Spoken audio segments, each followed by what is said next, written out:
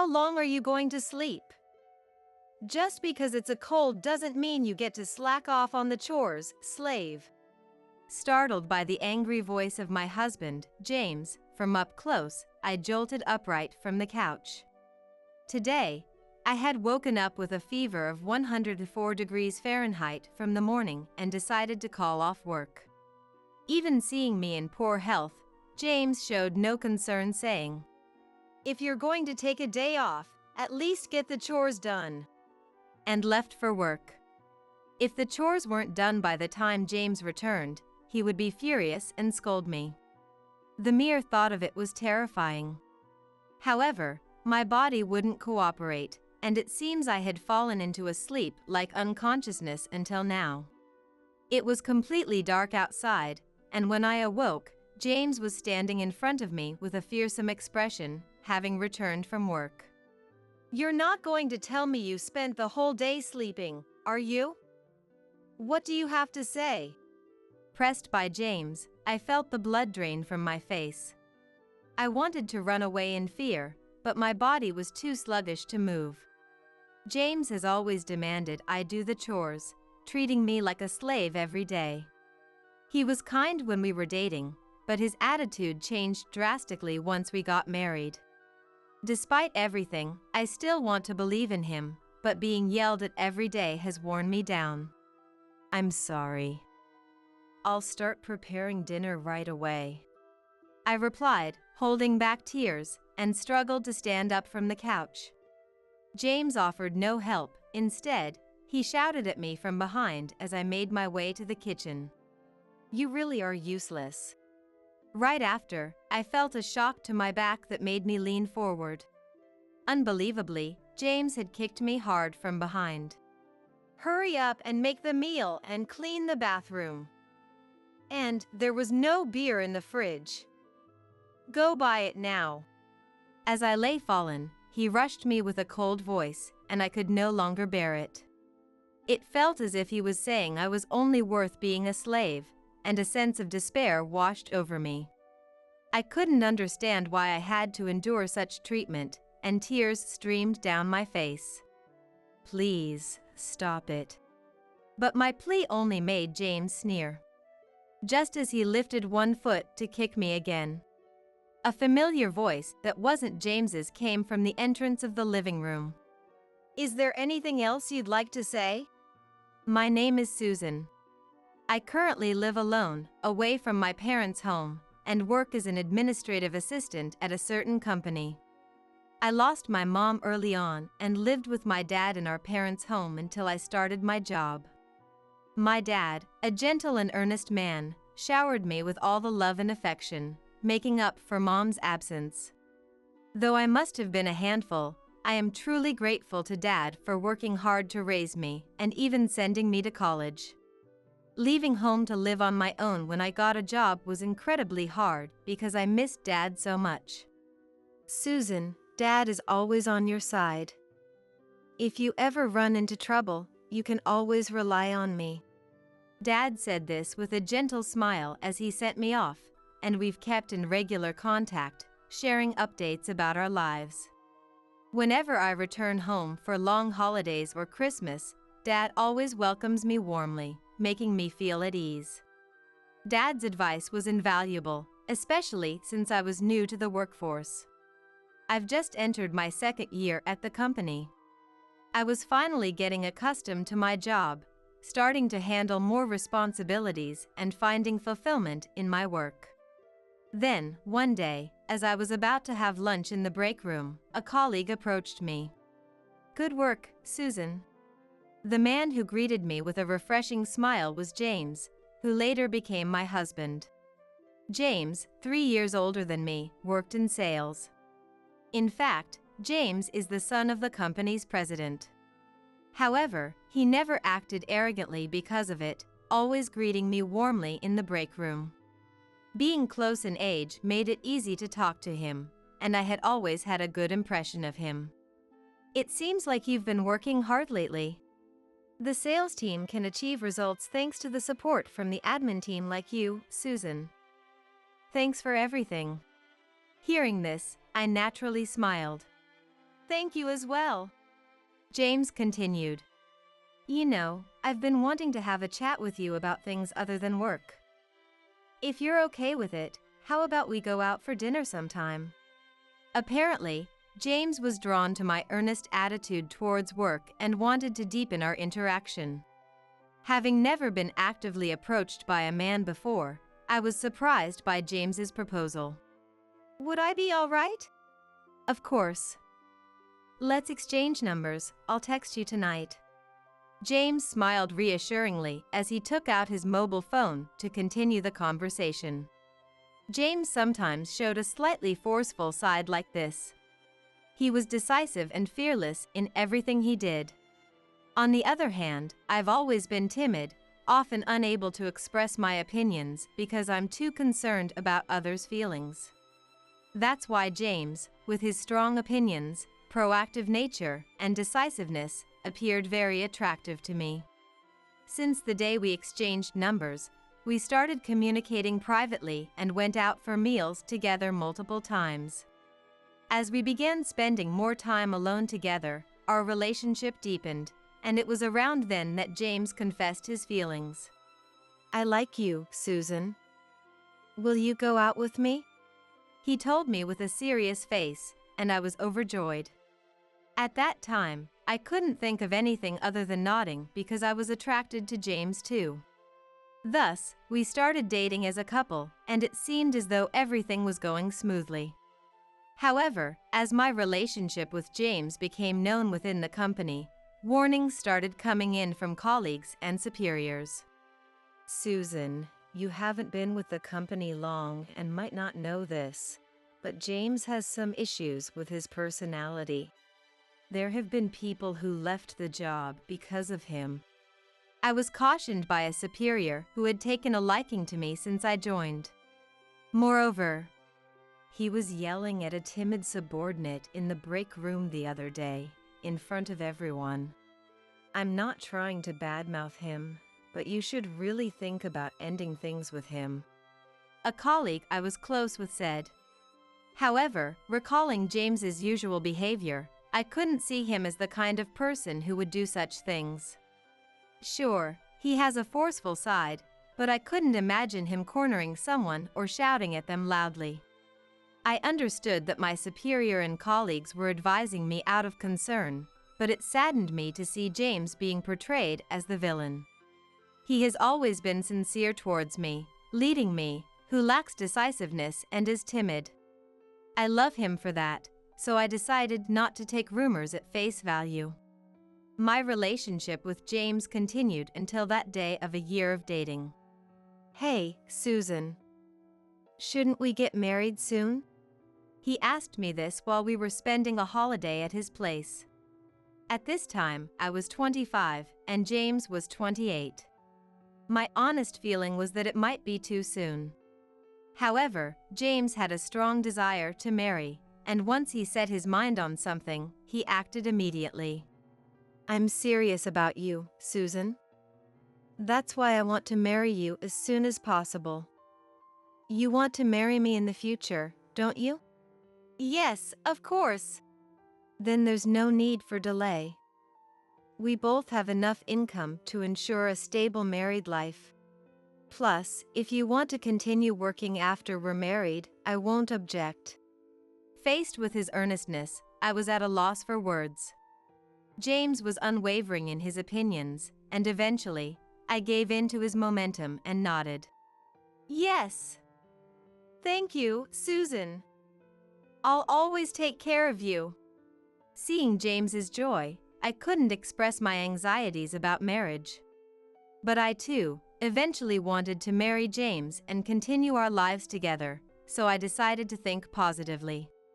Having spent such a joyful year dating him, I was sure our married life would be just as enjoyable. Soon after, we went to inform my dad about our marriage.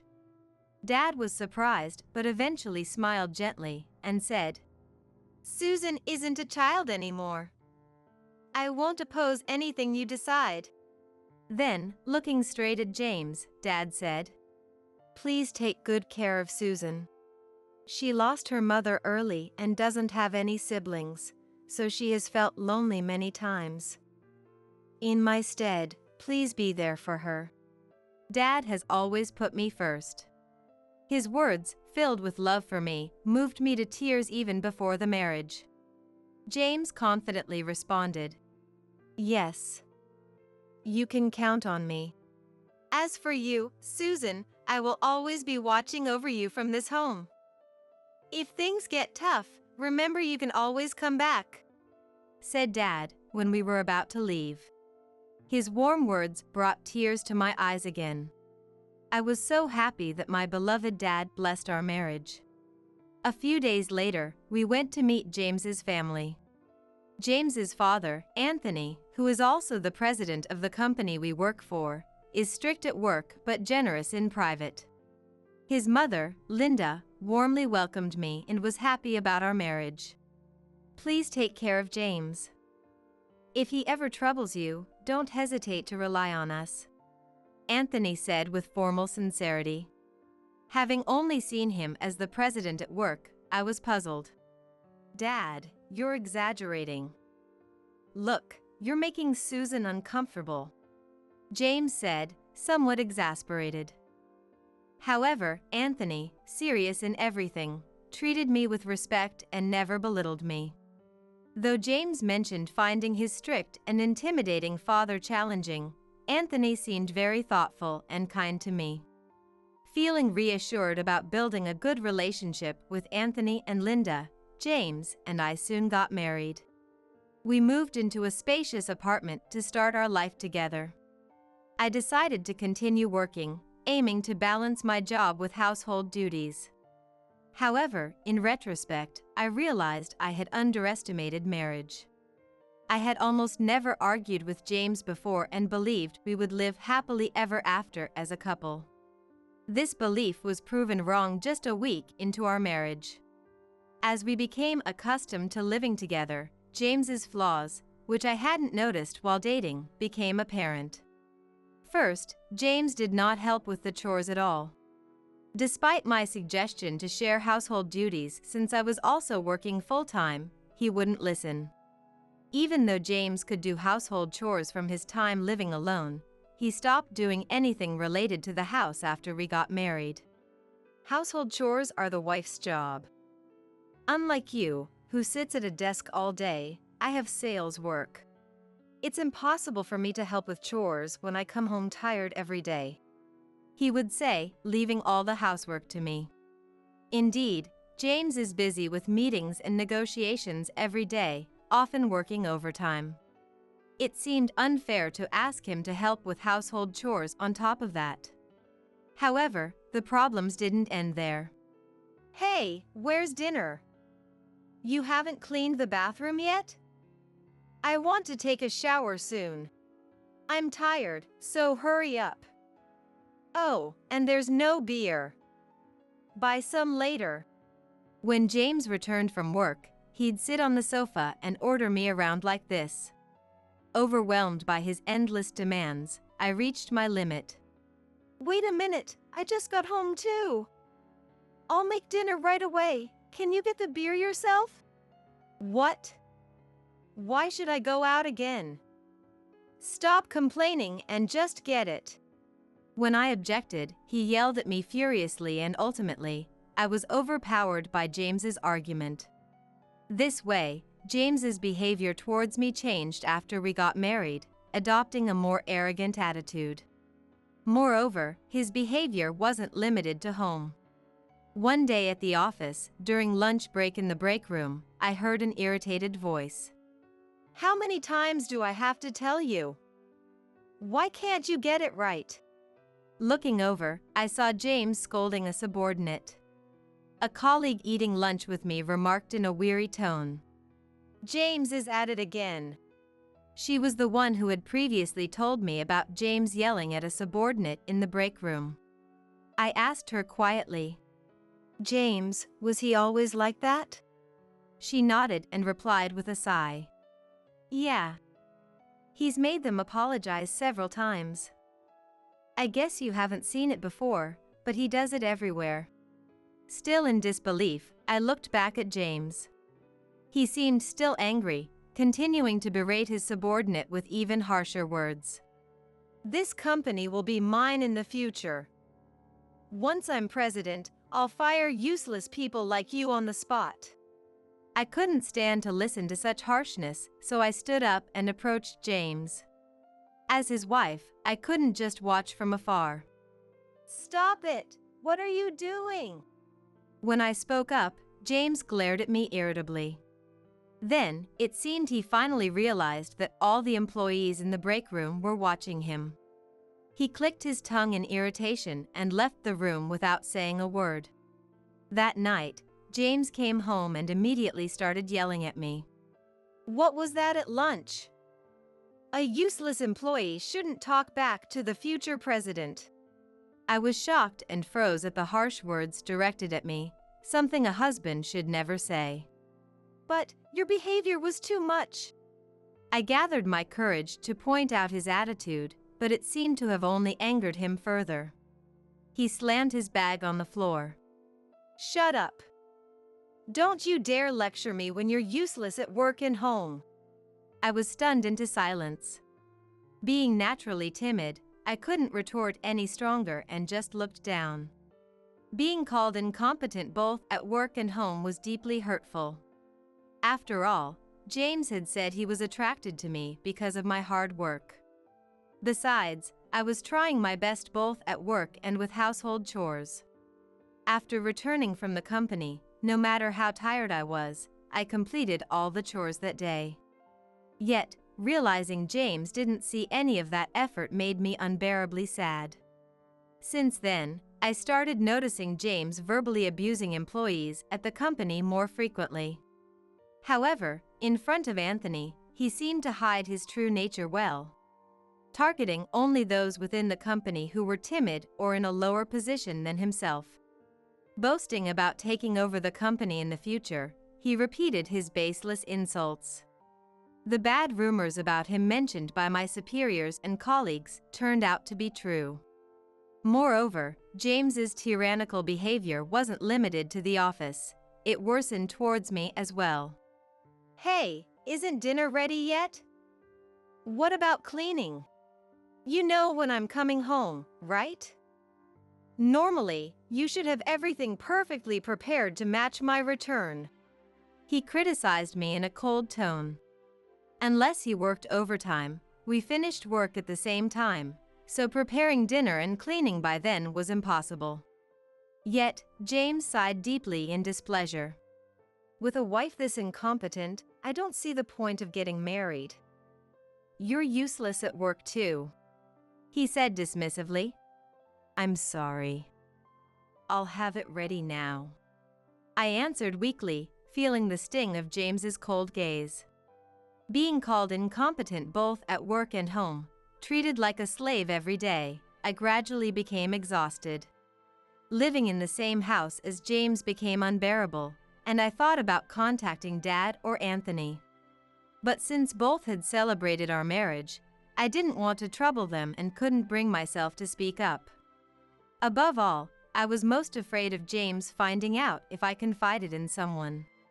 I knew the treatment I received would only worsen if that happened. However, a decisive event occurred one day, making me wish I had sought help sooner. In the morning, feeling extremely lethargic, I woke up and measured my temperature to find it was 104 degrees Fahrenheit. Apparently, I had fallen ill, likely due to overexertion. It was too painful to even get up, so I decided to take the day off from work. At that time, I heard James yelling from outside the bedroom. Forcing my weary body, I went to the living room to prepare his breakfast. There, an irritated James was waiting, and I explained my poor health. "I measured my temperature, and it's 104 degrees Fahrenheit, so I decided to take the day off. I can only prepare something simple for breakfast, sorry." After apologizing, James glared at me with annoyance. "It's just a cold. Manage your health properly," he said dismissively, showing no concern. After eating the breakfast I struggled to prepare. Don't just sleep because you're taking a day off. I won't forgive you if you slack off on the chores. James coldly said before leaving for work. Before our marriage, if I was bedridden with a cold, he would come to take care of me. I still can't believe how much James has changed, but starting our married life has made me painfully aware of his arrogant nature. Initially, he was a selfish person who never cared about others. I didn't understand why I had agreed to marry him, and tears started to flow. After having a small breakfast and taking some fever reducer, I thought about doing what household chores I could manage, but my consciousness was hazy, and my body wouldn't obey. Being alone when feeling sick, my thoughts spiraled negatively. I considered contacting Dad for help, but he would have just started his work for the day. Not wanting to bother him, I collapsed onto the sofa. I decided to rest a bit before trying to do any chores and lost consciousness as soon as I closed my eyes. I'm not sure how much time had passed. Hey, Susan. How long are you going to sleep? Dinner isn't ready either. Startled by James's angry voice so close, I jolted upright from the sofa. James, you're back? What time is it? The room was lit, and glancing outside, I saw it had grown dark. I realized I had slept the entire afternoon.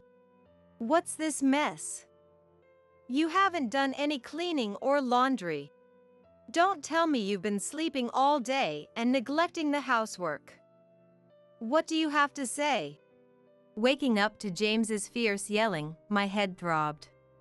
Whether the fever reducer hadn't worked or its effects had worn off, my body was still feverish and my mind foggy. Panicked by James's fury, all I could do was apologize. I'm sorry. I'm just not feeling well. I'll start on dinner right away. I replied in a frail voice, struggling to stand up from the sofa. James offered no help. Instead, he glared at me sternly. Don't use your illness as an excuse to be lazy. Since you took the day off work, you should have finished all the chores by the time I got home. You're really useless. Faced with such harsh words, I reached my breaking point. Tears welled up in my eyes, and my voice shook as I protested. I'm not your slave. It should be okay to rest when I'm feeling ill. Aren't spouses supposed to help each other out in times like this? What? Who do you think you're talking to? Just go make dinner and clean up. I'm tired. James dismissed my plea without listening, focused solely on himself. Frustrated yet too weak to stand, I lacked the energy to argue further. As I turned my back to James to head to the kitchen to prepare dinner. Then, he hurled more vile words at me. Don't slack on housework just because of a cold, slave. Suddenly, a shock ran through my back, tilting my body forward. Unbelievably, James had kicked me hard from behind. Ah! With a small cry, I stumbled and hit my head on the corner of the sofa. Crouching down, clutching my aching head, James looked down on me with irritation. Also, there was no beer in the fridge. Go buy it now. Stand up now. His cold voice pushed me to my limit. Tears streaming down my face, I looked up at James and said, Please, just stop.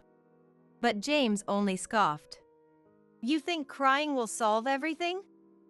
That's what annoys me. What do you think I married you for? Even if you're incompetent, you could at least be useful to me. Hearing James's words, my world began to darken.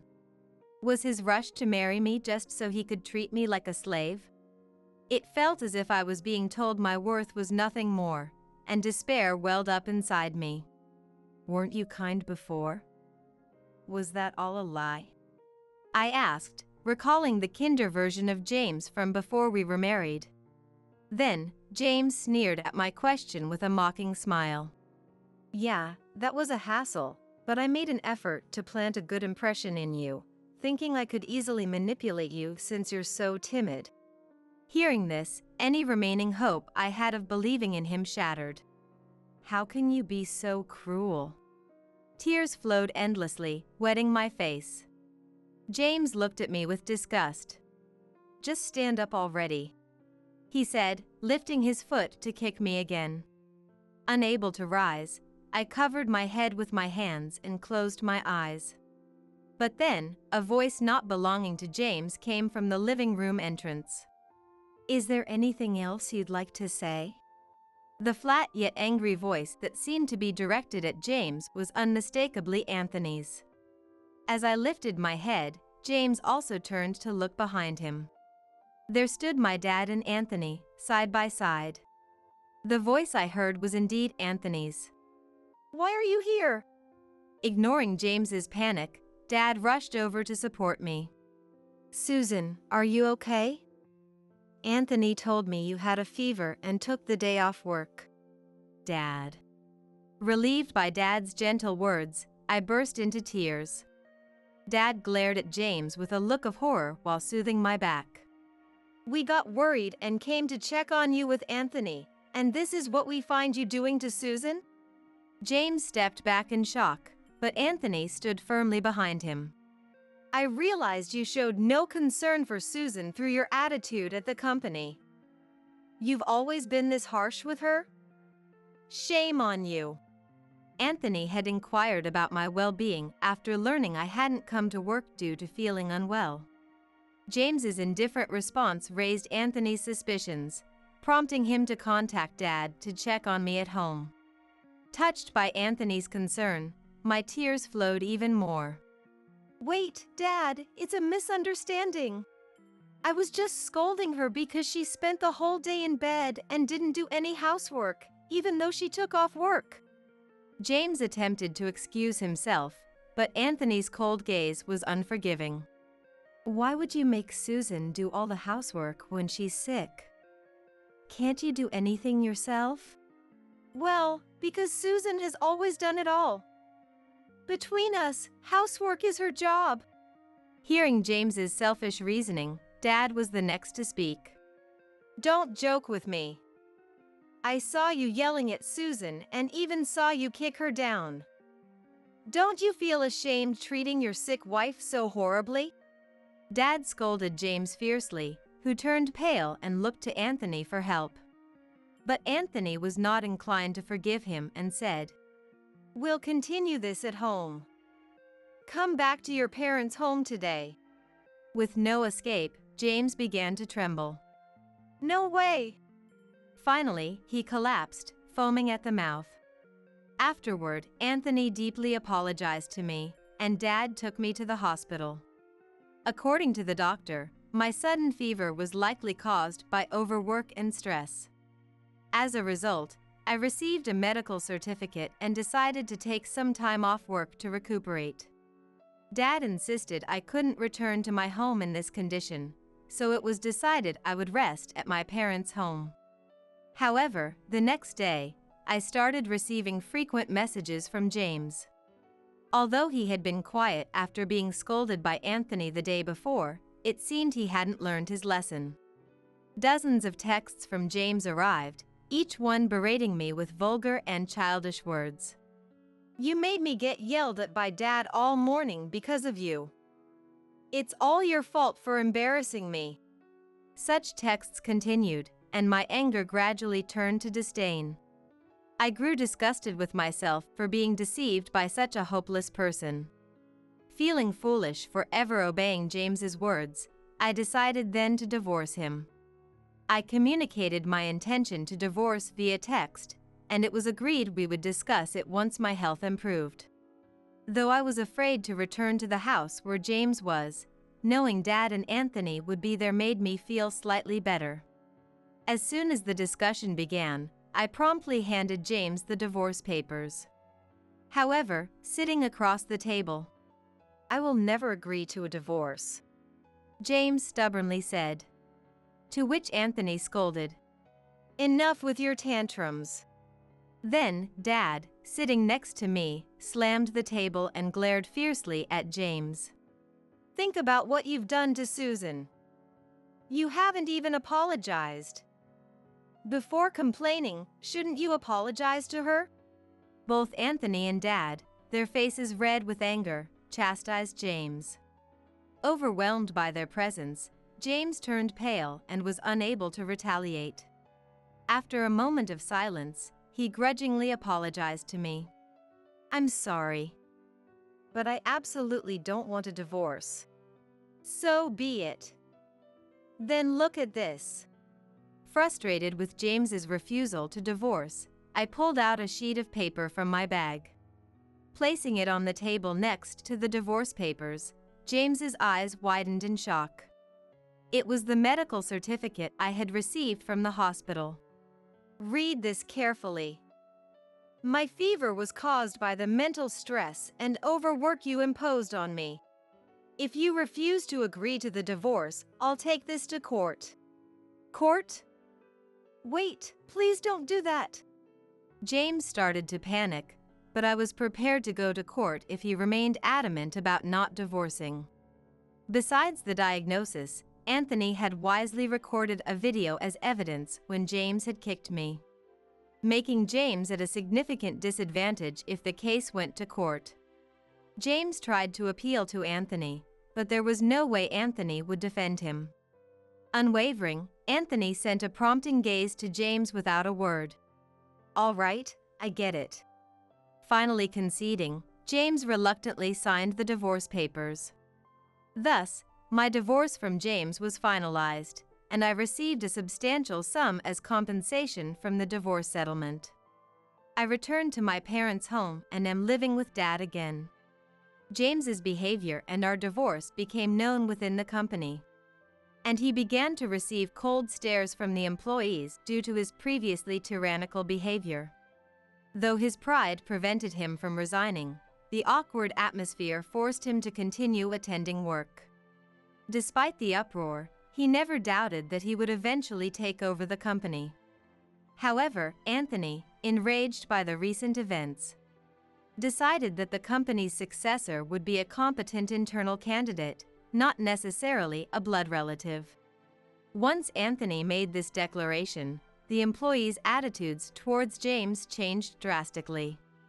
He became ostracized, and unable to withstand the situation, James shockingly showed up at my parents' home.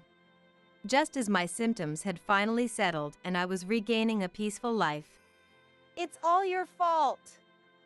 You've even made me be disowned by my own parents. You've ruined my life. James yelled at the doorstep, glaring at me with resentment. Realizing he hadn't changed at all, I finally lost my patience. Don't be ridiculous. If anyone's life was ruined, it was mine. If you make any more fuss, I'll call the police. Wait. Caught off guard by my retort, James momentarily faltered before his face turned red with anger and he began shouting. Don't joke with me. Everyone's making a fool of me. Then, he lunged at me, roughly pulling my hair. Remembering the time he kicked me, I let out a small cry and froze. Stop it. Let go of Susan. Dad intervened quickly, pulling James away from me. It seems you haven't learned your lesson. Don't come near Susan again. While Dad scolded James, I managed to call the police with trembling hands. Soon after, the police arrived and detained James. Damn it! He cursed, glaring at me and Dad until the end. That was the last I saw of James. Afterward, he was fired from the company. When Anthony learned that James had come to my place, he personally visited my house to apologize. I'm truly sorry for everything. Dad and I comforted him. It's not your fault, Anthony. No, I'm James's father. It's my fault for how I raised him. Seeing Anthony so genuinely ashamed was painful. I could never forgive James for causing such trouble to Anthony.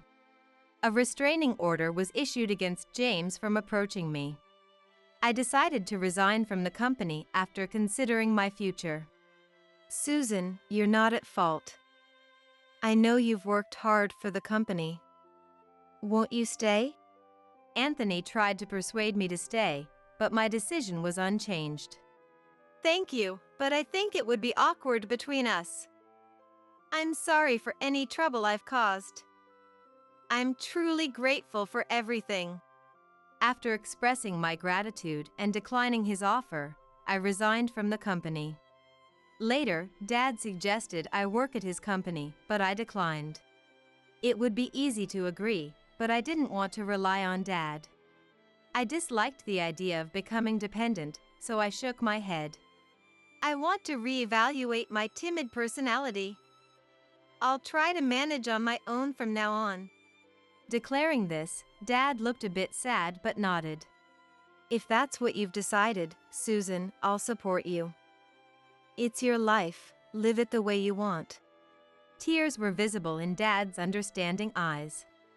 Then, we discussed and decided to sell the parents' home and move, ensuring James couldn't intrude again. Taking this opportunity, Dad decided to hand over his company to someone trustworthy and moved abroad. He had been interested in living overseas for some time. Later, I had a chance to hear about James from Anthony.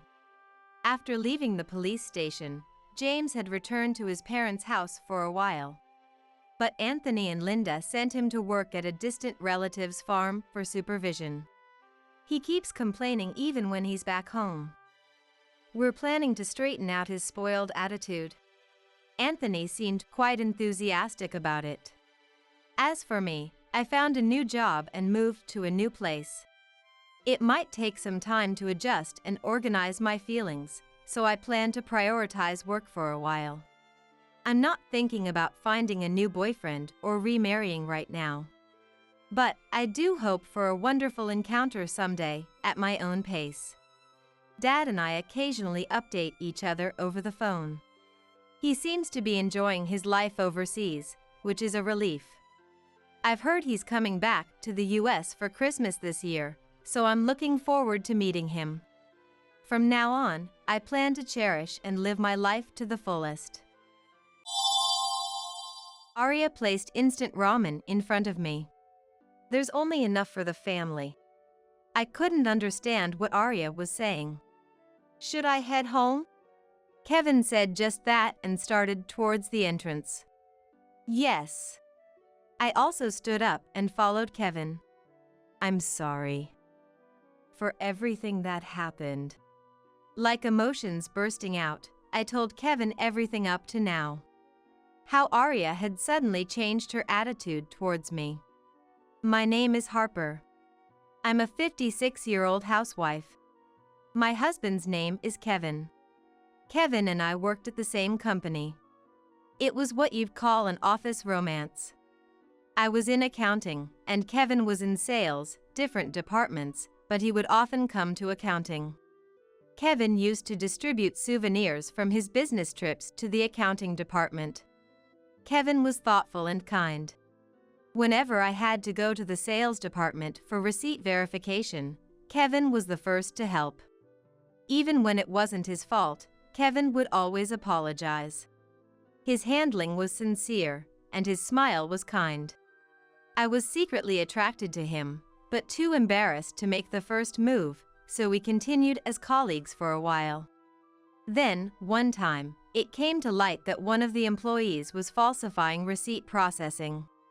Kevin cooperated with the accounting department, worked hard to uncover the truth, and when it was resolved, he invited me to a dinner under the pretense of a consolation party.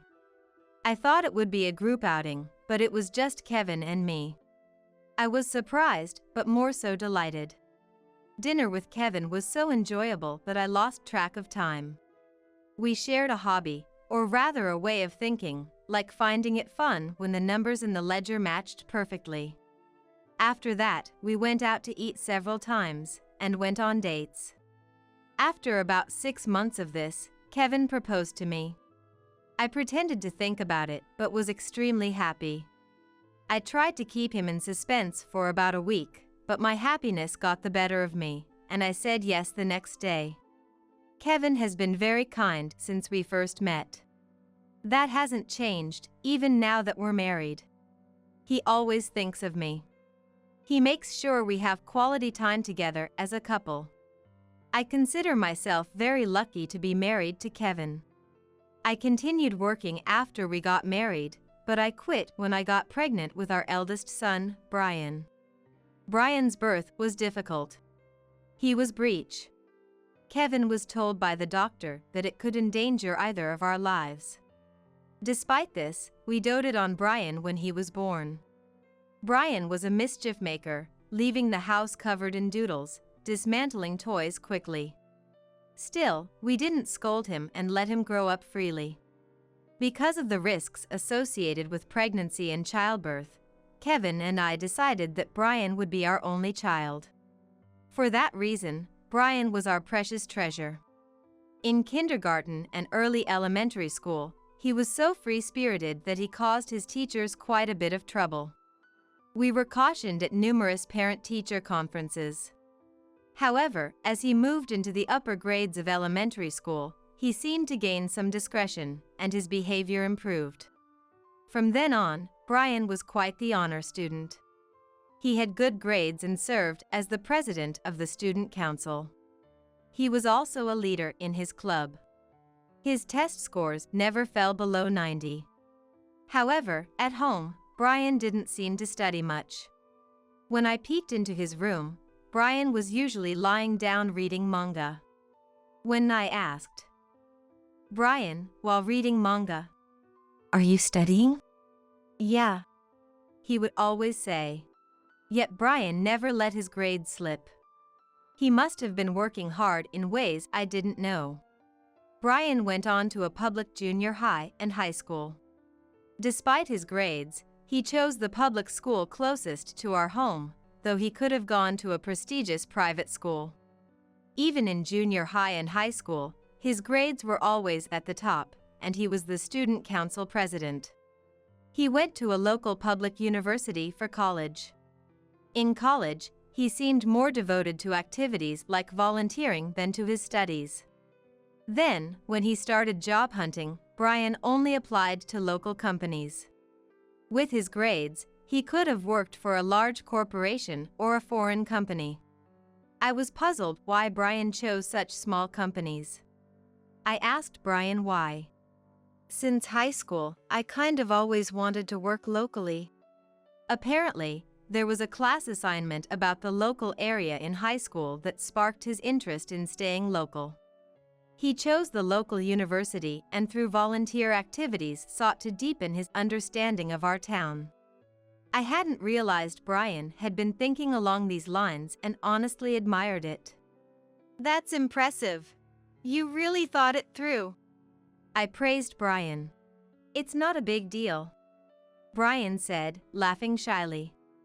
Brian got the job he wanted at a local company and graduated from university without issue. I thought he would commute from our house, but he decided to rent an apartment near his company. Brian is very strong and likes to show his independence. "It's all experience," he said. He wanted to experience living on his own and learn how difficult housework can be. Our home became quiet as if a light had gone out after Brian left. But then I remembered, this is how it was when Kevin and I first got married. I decided to enjoy living just with Kevin again. Thanks to Brian choosing public schools, we had quite a bit of savings left. The mortgage on our house was almost paid off, so it looked like we could pay it off around the time Kevin retires. Furthermore, my parents have a broad apartment management business. Eventually, it looks like I will take over the apartment management. We won't have any financial troubles in our old age. Brian's apartment was close enough that he could come and go by bicycle, so he often came home. Thanks to that, I never felt lonely. After a few years of this peaceful life, Brian said, "I have someone I want you to meet." It was when he was 26. Brian brought that woman home.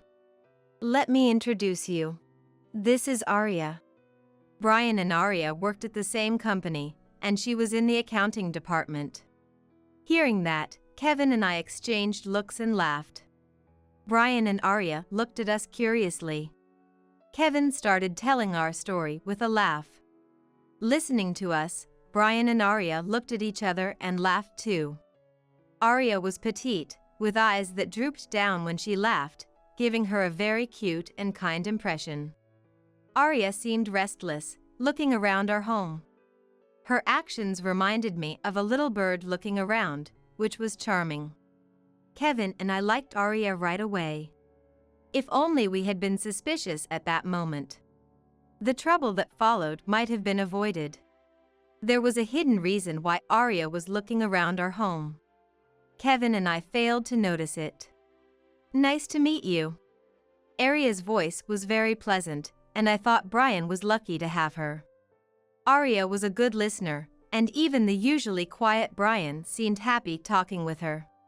The four of us had dinner together and enjoyed a pleasant time. After Arya and Brian left, Kevin and I were relieved and happy that Brian had chosen a good partner. I felt like a weight had been lifted off my shoulders. Brian and Arya's relationship progressed smoothly, and they decided to get married. They had their wedding at a local venue and were blessed by everyone. Kevin and I were so happy. That day became one of the most memorable in our lives. However, we couldn't have imagined that from here, our lives would start to spiral downwards, with misfortune hitting Kevin and me. At first, we thought it was coincidence or maybe Arya wasn't feeling well, but it didn't seem to be the case. Her attitude towards me got worse day by day. When I tried to discuss what to have for dinner with Arya, at first, she pretended not to hear. The next thing she would say was usually, "What?" in an annoyed tone. I was taken aback by Arya's attitude. "I was wondering what to have for dinner." Arya's replies were always cold. "Oh, whatever is fine. Harper, you decide." The atmosphere wasn't conducive to discussion at all. Arya's attitude had clearly changed since we first met. And it was only towards me. Instead of getting angry, I was more confused. I didn't want to ruin my relationship with Arya, so I ended up being more submissive than necessary. "Then how about beef stew for dinner today?" Arya replied with an air of inconvenience. "That's fine, I guess," and cut off the conversation with me. I immediately started preparing the beef stew. Then Arya, without offering to help, would always mutter to herself with comments like, "What about the ingredients, the spices?" I ignored her words and silently continued cooking. While cooking, I wondered if I had done something terrible to Arya. But I couldn't think of anything. Did I say something unpleasant to her? Did I do something to offend her? I tried desperately to remember. But nothing came to mind. Honestly, I had no idea why she was acting this way. Arya's attitude didn't improve after that. Every time Arya treated me badly, I wondered if I had done something to her. However, I couldn't understand why Arya was treating me so badly. I felt like the reason for Arya's change in attitude wasn't me, but something else. This was just a feeling, without any certainty. A year passed, and Arya's attitude towards me remained unchanged. In fact, it got even worse. "Harper, this food looks disgusting." Arya began to openly criticize my cooking. Unlike before, she now blatantly insulted it. "Doesn't the seasoning seem too strong, and doesn't it look unappetizing?" I couldn't help but talk back. "We always eat this at home." Arya responded to my words with a mocking laugh. "Is that so that's lame?" I was honestly quite irritated by Arya's attitude. "If you're going to complain that much, next time you can cook by yourself." "Scary! Harper, you're scary!" Arya exaggerated her fear in a loud voice. Probably so that Kevin and Brian in the living room could hear. I was scared of this calculating side of Arya. Anyway, Arya's attitude was only visible when it was just the two of us. She kept making provocative comments to me. I thought many times about discussing it with Kevin or Brian, but I just couldn't bring myself to do it. Arya was very devoted to Kevin. She also got along well with Brian. So I thought I just had to endure it. I didn't want to ruin the relationship. Tonight's dinner is a gilo made by Harper. Arya served the dish with a huge smile. Knowing the Arya from the kitchen, all I could do was give a wry smile. Kevin sat down, saying, "That looks delicious." Brian also smiled. Harper can cook delicious meals, and she's good at laundry and cleaning. I really admire her. Arya turned to me with a smile. Honestly, I felt sick. Harper, you're really amazing. The two who didn't know the face Arya hid behind her smile looked at her fondly. Thank you. I returned a smile as if to keep up appearances. Anyone who didn't know would notice my expression was forced. If they saw Arya's smile, they wouldn't think she treated me badly. I feared being called a liar by Kevin and Brian. I thought if I kept enduring without consulting anyone, Arya's attitude might change. However, Arya's harsh words and attitude towards me never ceased. Arya continued to complain about the food I made. But she never did anything herself. And the cleanup too. And she would quickly complain about anything even slightly dissatisfying. One day, Arya threw unbearable words at me. Harper, are you sane with that seasoning? I couldn't endure it and snapped back at her. Do you have a problem? Arya pretended to be shocked as usual. No, I don't. Scary. What do you mean by that? Stop belittling me already. Arya seemed slightly taken aback by my earnest gaze. I'm not belittling you, she muttered, biting her lip and glaring at me. It's always truly unpleasant with you, I continued. Shut up! A woman like you! It was as if Arya's mask had slipped. Her face contorted uglily all of a sudden. Being treated roughly is just about right for you. Arya continued to berate me. Towards me, Arya said, You're really pathetic. Ugly face and nasty personality. The idea of you being a MIL is unbelievable. Her insults were relentless. To belittle me to this extent must mean she really dislikes me. But still, I can't understand how she can say such horrible things to someone she dislikes. If she dislikes me that much, I think she should just stay away and keep her distance. I felt sad. It's sad that you think that way. Arya raised her voice in a semblance of panic. No, I really can't take this anymore. Hey, are you okay? Kevin called out from the living room. Arya's loud voice had reached the living room. I heard a loud voice. Brian came into the kitchen. Brian came from the living room to check on Arya and me arguing. Seeing Brian's face, Arya seemed to regain her composure. Sorry, there was a cockroach. I went along with Arya's act. Yes, that's right. Sorry for making a fuss, Arya said. We've dealt with the cockroach, so it's fine now. And pushed Brian back towards the living room. Brian said, Okay, and went back to the living room. Neither Arya nor I wanted to involve Brian and Kevin. This was a problem between Arya and me. Our relationship did not change after that. An unpleasant atmosphere continued to linger between us. However, about half a year later, happy news came to Brian's family. Brian and Arya were expecting a child. I hoped this would change my relationship with Arya. Arya, being cautious with her pregnancy, reduced her visits to our home. For a while, I regained a peaceful daily life.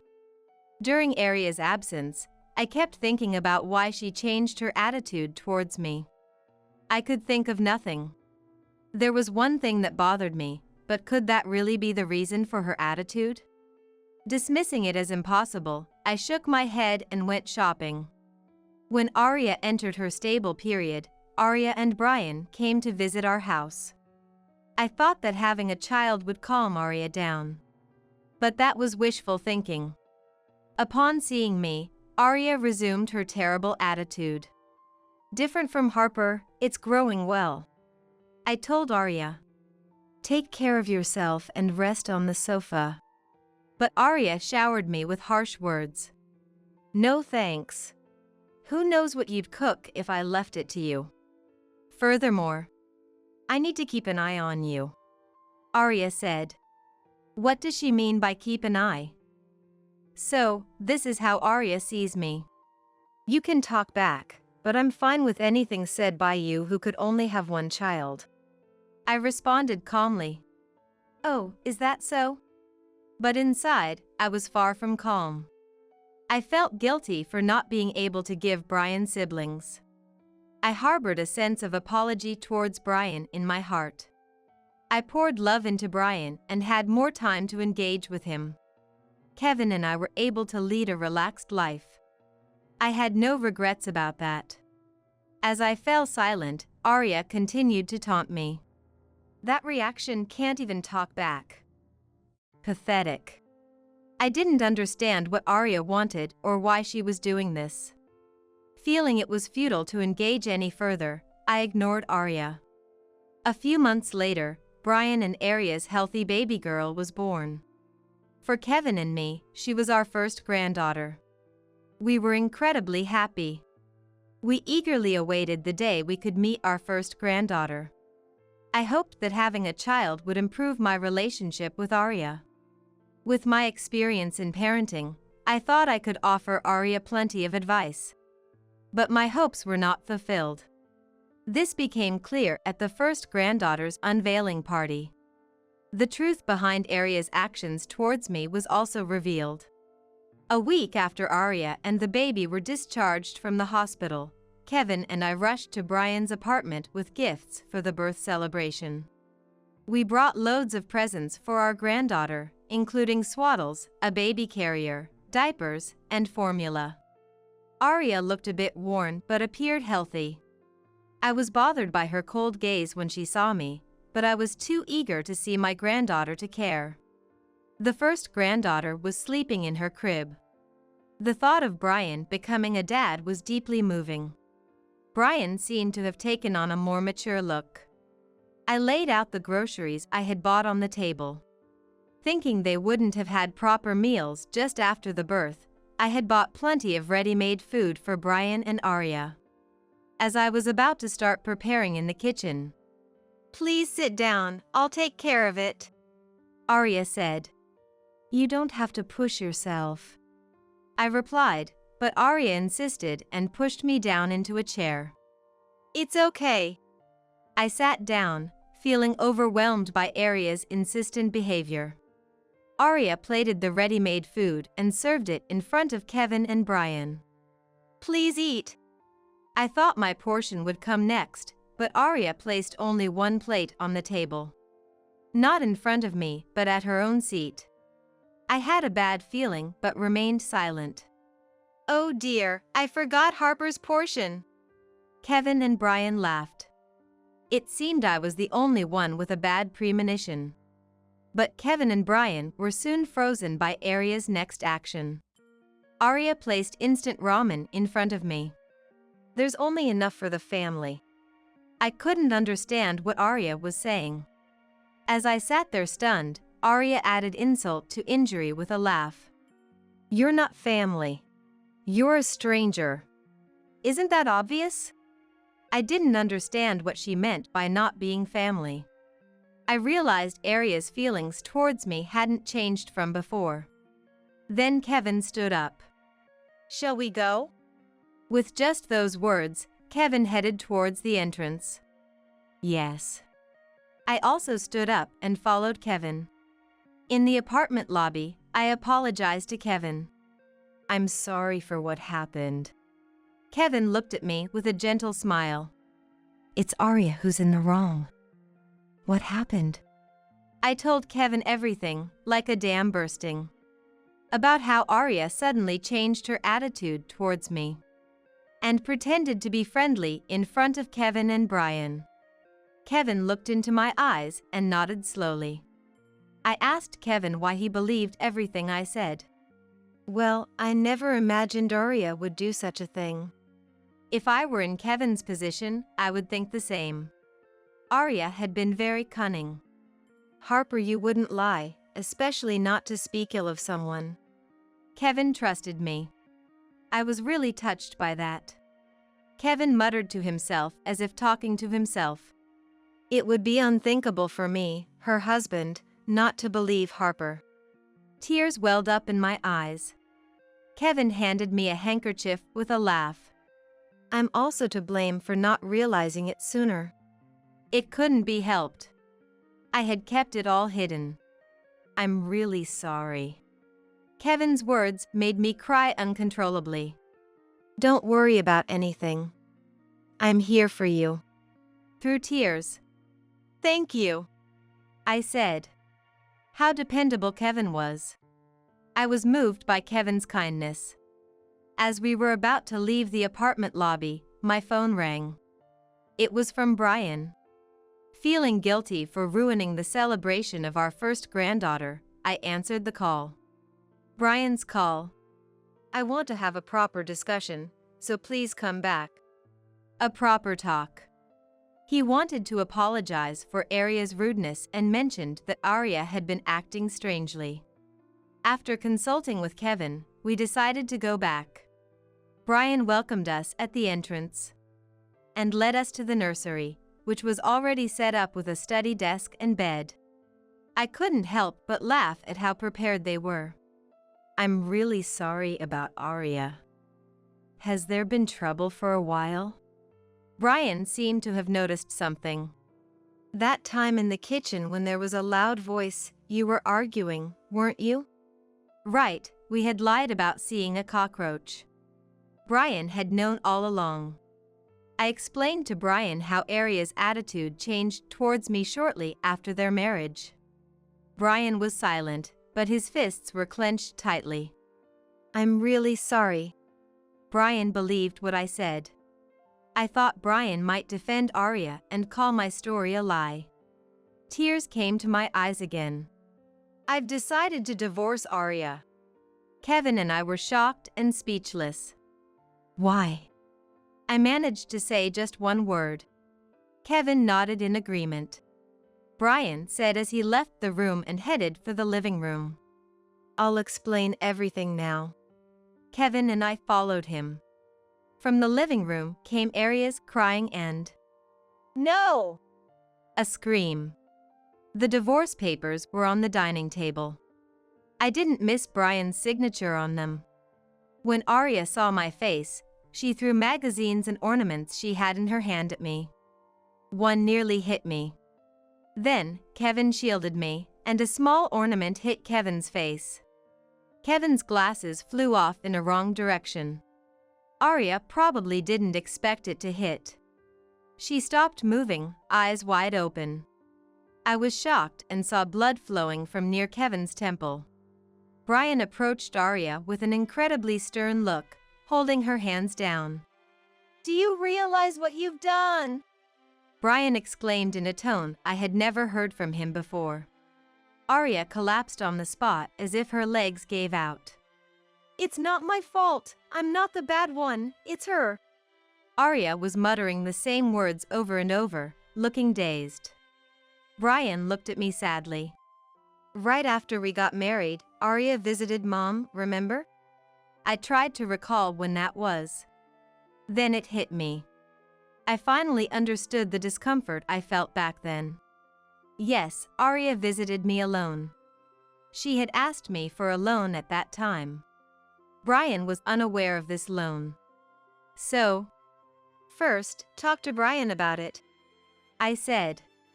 At that time. Understood. Arya quickly agreed and went back home. Since she never consulted me about it again, I assumed it was resolved. This was a secret I kept to myself, so Kevin didn't know. Kevin looked at me, surprised. I'm sorry I didn't tell you. I felt sorry for Arya and didn't say anything.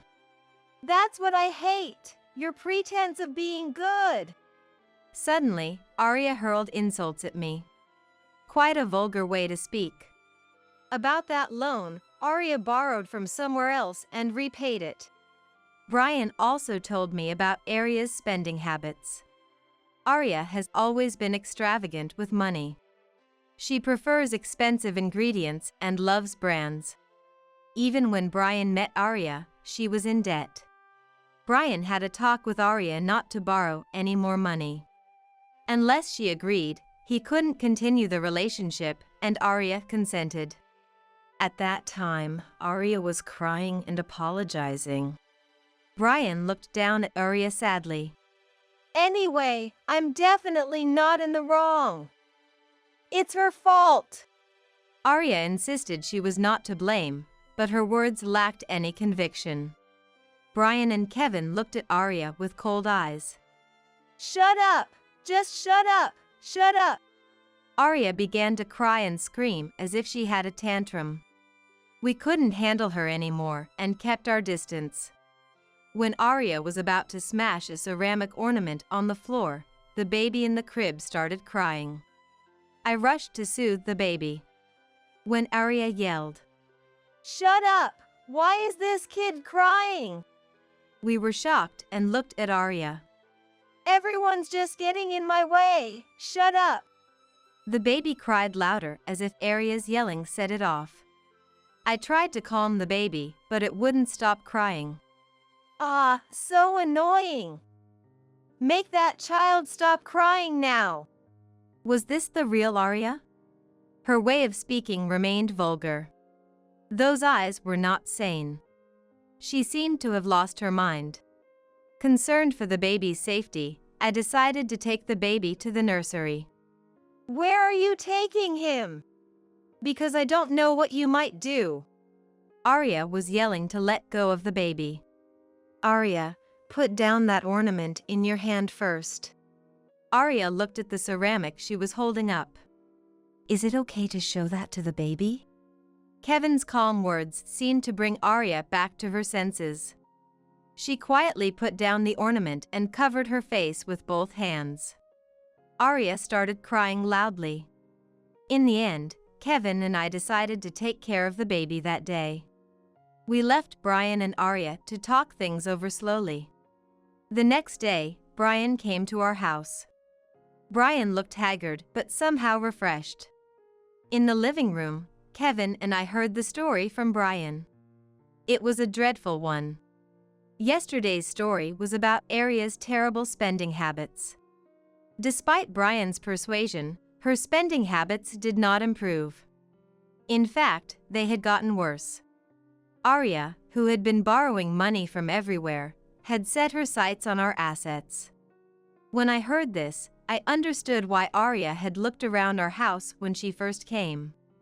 She was checking if there was anything valuable in the house, whether we were wealthy. Then she tried to extract money from me. However, she seemed to have borne a grudge after being refused. That's why she started treating me harshly. I shivered in fear.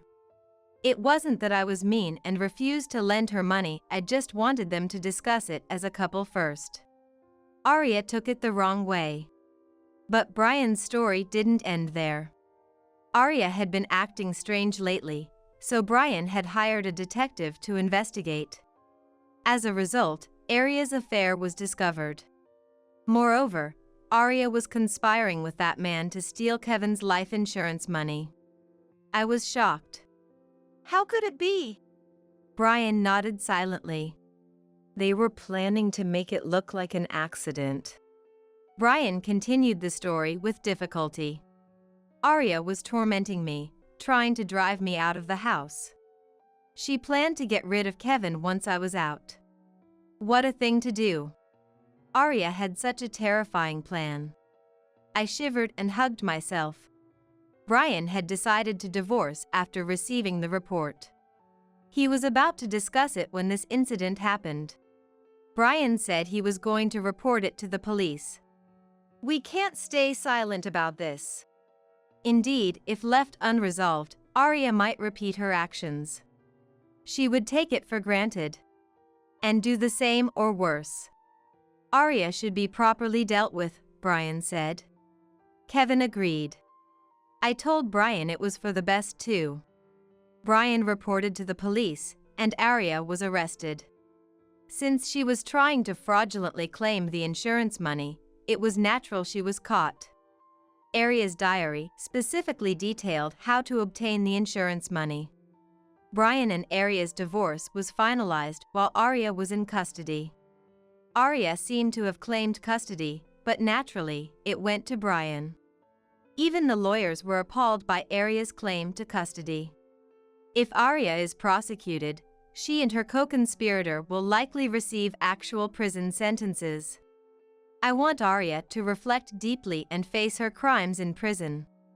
Not only did she ruin Brian's life, but she also caused great trouble for the child born into this mess. The assault on Kevin did not become a case because Kevin did not file a complaint. That was typical of Kevin's kindness. With Arya gone, peace has returned to my heart. I sleep well at night, and my heart doesn't race when I visit Brian's house. Life with just Kevin and me has been peaceful. The times Arya stirred up trouble seem like a lie to me now. Brian and the grandchild live together. Fortunately, Kevin and I live nearby. We help with everything from childcare center drop-offs and pickups to meals. Above all, being able to watch the grandchild grow up close is a joy.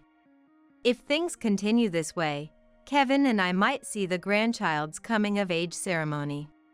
The grandchild was a baby, so he doesn't remember mom.